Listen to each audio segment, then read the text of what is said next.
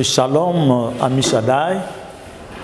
L'hébraïsme nous exhorte tous à nous circonscrire dans ce qui est écrit, ce qui est révélé et ce qui est dans les écrits sacrés.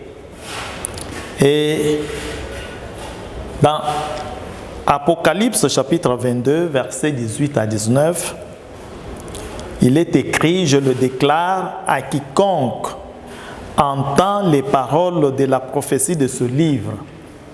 Si quelqu'un y ajoute quelque chose, Elohim le frappera des fléaux décrits dans ce livre.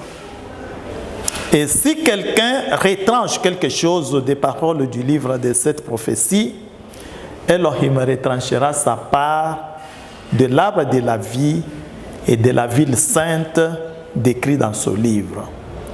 Nous parlons aujourd'hui de Noël.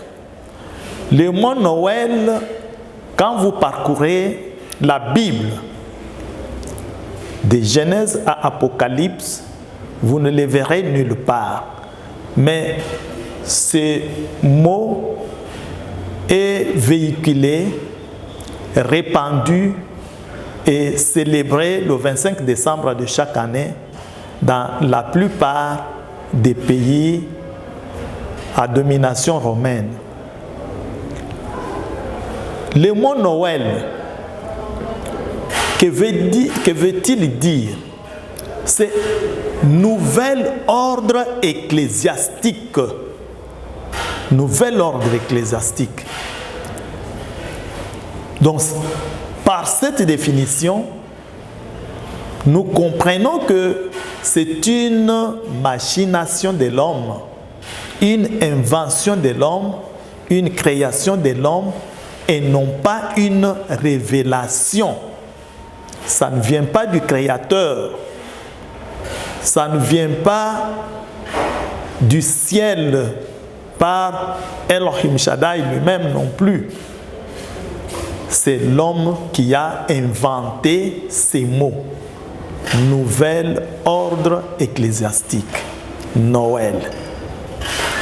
Et il est célébré le 25 décembre de chaque année.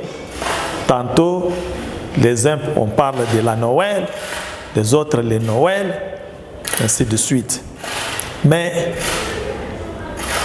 que veut-il dire explicitement? Le nouvel ordre ecclésiastique, le 25 décembre, est la date où se célébrait la fête de Jupiter, Diurnus dies latinisé Deus, c'est-à-dire le dieu soleil, qui exprimait la lumière du soleil et le phénomène naturel qui s'observe dans le ciel et sous le ciel. Noël, pour les Romains, il est célébré le 25 décembre dans le monde à domination romaine. Tandis que dans les pays à domination grecque, c'est le 5 janvier. On doit se poser la question, lequel de Noël est véritable? Celui du 25 décembre ou celui du 5 janvier? On dit qu'on n'ajoute rien et on ne retranche rien. Cette parole est épurée. Elle est 7 fois épurée. Elohim n'a pas besoin de la main d'homme pour lui porter correction, pour l'assister. ou lui porter correction en ce qu'il n'a pas pu faire. Tout est complet. Tout ce qu'il a fait, c'est avec une extrême perfection. Il n'a pas besoin que moi je vienne l'assister ni l'aider non plus. Mais tout ce qu'il me demande, c'est d'obéir, exécuter ce qu'il a déjà inspiré, ce qu'il a révélé. Le nouvel ordre ecclésiastique, c'est pour s'éloigner de la volonté d'Elohim Shaddai, selon Romains chapitre 1, à partir du verset 20 jusqu'en bas. Les hommes s'opposent. Ils font ce qui est contre la volonté d'Elohim, comme ils disent dans Acte 16, à partir du verset 21, que eux, les Romains, ils ne peuvent pas accepter ce que Shaul est venu les prêcher, car depuis leur enfance, ils ne peuvent pas accepter des doctrines étrangères, c'est-à-dire ce que Shaul est venu les annoncer. Ainsi, ils s'imposent avec leur propre manière, leur propre conduite, leur propre exigence. Ainsi, quand on parle de nouvel ordre ecclésiastique, ce sont donc des choses contre nature, des vices contre nature, où on voit l'homme porter des boucles d'oreilles, où l'homosexualité est en vigueur. Aujourd'hui, ils admettent de célébrer même les mariages homosexuels. Donc tout ce qui a fait que Sodome et Gomorrhe soient brûlés, c'est ce qu'eux admettent, le nouvel ordre ecclésiastique. Il n'a pas été révélé, c'est une fête démoniaque, une fête satanique.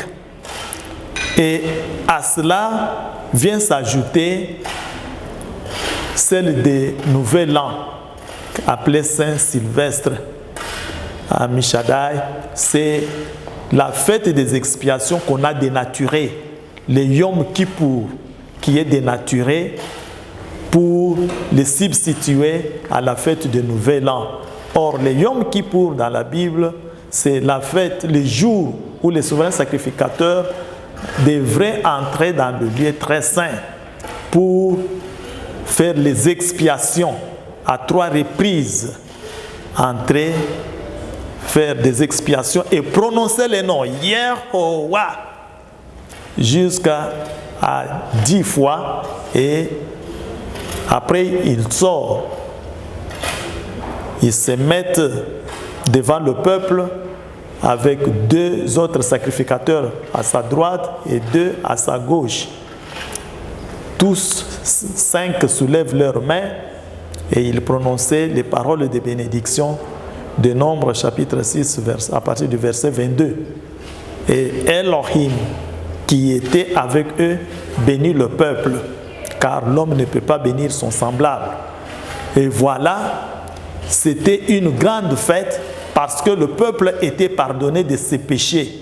Après, les hommes pouvaient aller fêter chacun chez lui en famille. Alors on a substitué cela par le Saint-Sylvestre ou le Nouvel An. Et donc les deux sont des fêtes démoniaques et celui qui est enseigné ne peut pas les célébrer. Shalom chez vous.